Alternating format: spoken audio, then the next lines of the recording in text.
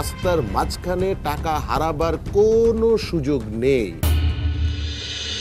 দাদু ভাই দরজা খোলো। দাদু ভাই দরজাটা খোলো। মনির খুব বিপদ। দাদু ভাই দরজাটা খোলো। দাদু ভাই।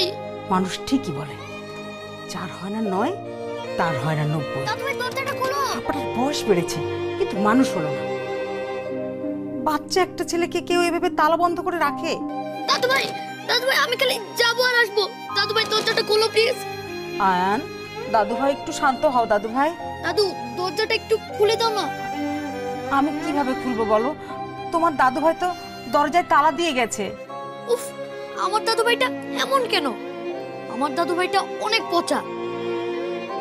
বাবাটাও পচা পচা পচা পচা। কিন্তু দাদু ভাই এখন আমরা কি করব?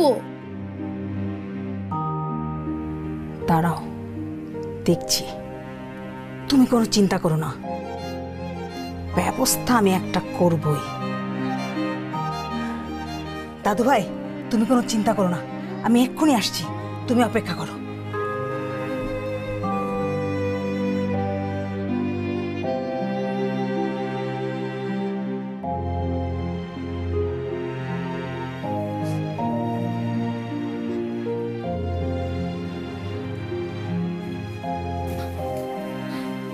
মনি, শুধু তুমি না, দেখো এখন আমিও আটকে গেছি।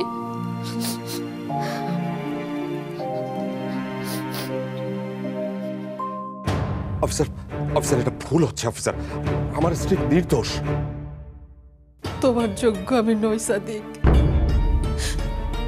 তুমি আমাকে সুযোগ করে দিয়েছিলে, কিন্তু আমি কাজে লাগাতে পারলাম না। আমাকে ক্ষমা করে দিও। না রুনা, এটা তোমার সঙ্গে অন্যায় করা হচ্ছে sir. This is not fair sir. আমি এতদিন ধরে এই কোম্পানিতে কাজ করছি সম্মানের সাথে, আর আজ আমার স্ত্রীর হাতে হাত করা। সাদিক সাহেব, এখনো পর্যন্ত মিসেস রুনাই একমাত্র সন্দেহবাদী। কিন্তু স্যার, আমি আপনাকে রিকোয়েস্ট করেছিলাম আমাকে একটু সময় দিতে। Sir please sir. এটা এখন আপনার আর আমার ব্যাপার নয় সাদিক সাহেব, এটা ওনাদের কোম্পানিও জড়িত। সেটাই মিস্টার সাদিক, আমার মনে হয় পুলিশের কাজটা পুলিশকেই করতে দিন। আপনি তো অনেক করলেন এতদিন।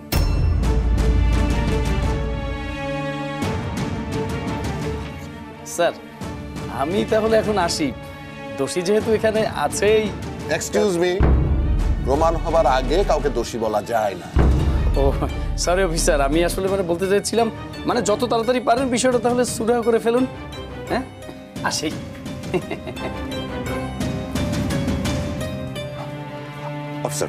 অফিসার আপনি আমার কথাটা শুনুন। আমার স্ত্রী রুনা, ও নির্দোষ। উনি যে নির্দোষ, আপনার কাছে কোনো প্রমাণ আছে?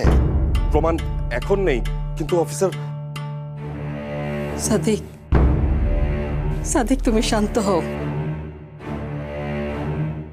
আমি যখন আমানতের খেয়ানত করে ফেলেছি, তখন তো আমাকে শাস্তি পেতেই হবে। কিন্তু এটা তো তোমার একার শাস্তি না। তুমি জেলে গেলে আয়ানের কি হবে একবার ভেবে দেখেছো? আয়ান? হ্যাঁ, আয়ান।